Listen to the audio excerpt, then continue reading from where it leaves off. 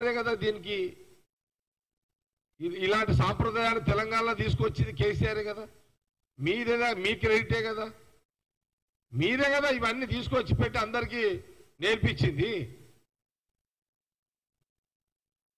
దీనికి జవాబు చెప్పండి. పోనీ దీని మీద ఏదైనా మా పార్టీ నాయకులతో డిబేట్ పెట్టుకోండి ఒకసారి.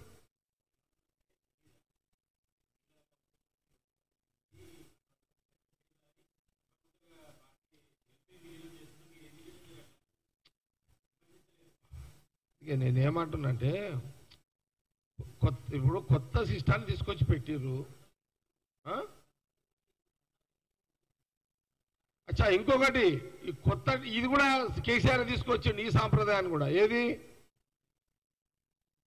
ఈ విలీనం ఎమ్మెల్యేలు 12 మంది శాసనసభ అంటే మేము 19 మంది, నేను బట్టి విక్రమార్క అండ్ సీతక్క, శ్రీధర్ బాబు అండ్ వీరన్న 5 మంది. మేము 5 మంది కాక మిగతా వాళ్ళందరూ కాంగ్రెస్లో పోయారు, అది బీఆర్ఎస్లో పోయారు. పోయినప్పుడు కేసీఆర్ డైరెక్ట్గా వాళ్ళ కండువా కప్పిండు. ఈ కండువా కప్పినప్పుడు మరి కాంగ్రెస్ అపోజిషన్ లేదు, వీళ్ళే అసలైన కాంగ్రెస్ అని అసెంబ్లీలో వాళ్ళకు కుర్చేస్తేవి వేసి మళ్ళా కొన్ని రోజులకే ఇక కాంగ్రెస్ అపోజిషన్ సిఎల్పి కాంగ్రెస్ వీళ్ళు టిఆర్ఎస్ లో విలీనమని మళ్ళీ కేసీఆర్ విలీనం చేసుకున్నాడు. ఇది నువ్వు తెచ్చిందే కదా.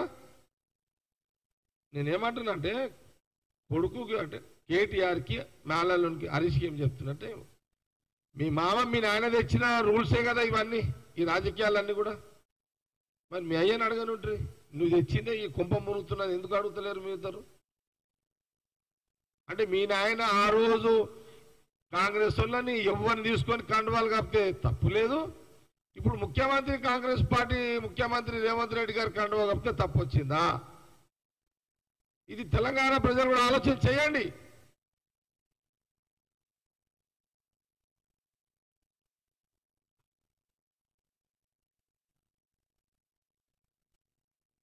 మీరు అడిగే ప్రశ్నను వాళ్ళు ఎవరినన్నా అంటే మీరు అడిగే ప్రశ్న ఉన్నది కదా, వాళ్ళు తప్పు చేసిరని మీరు ఒప్పుకుంటున్నారు. అయితే మీరు ఒప్పుకున్నాయని అడుగుతున్నారా ప్రశ్న?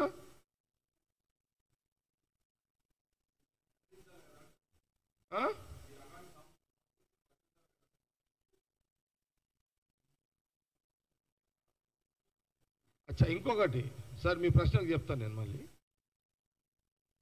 ఇప్పుడు మా పొన్న ప్రభాకర్ గారు ఏమన్నారు, మీకు ఆల్రెడీ 80 మంది ఉన్నాక 7 మీరు ఎందుకు తీసుకున్నారు? ఇవన్నీ మీకు ఒకటే మాట చెప్తున్నా, ఇది ఒక పొలిటికల్ గేమ్. ఇది ఒక పొలిటికల్ గేమ్. రాష్ట్ర విభజన తర్వాత ఈ రాష్ట్ర ముఖ్యమంత్రి కేసీఆర్ అయినాక ఎథిక్స్ చచ్చిపోయినాయి. నో ఎథిక్స్ పాలిటిక్స్లో నో ఎథిక్స్. ఇక ఎథిక్స్ లేవు తెలంగాణ రాష్ట్ర రాజకీయాల్లో, ఎథిక్స్ రాజకీయాలు లేవు. దానికి పునాది కేసీఆర్ గారు అని స్పష్టంగా చెప్తున్నాం. ఇక నీ రాజకీయం నువ్వు ఆడినావు, మరి మా రాజకీయం మేము ఆడాలి కదా. మరి నువ్వు ఓడిసినావు, మేము ఓడవాలి. నువ్వు వెన్నుపోటు ఓడిసినావు,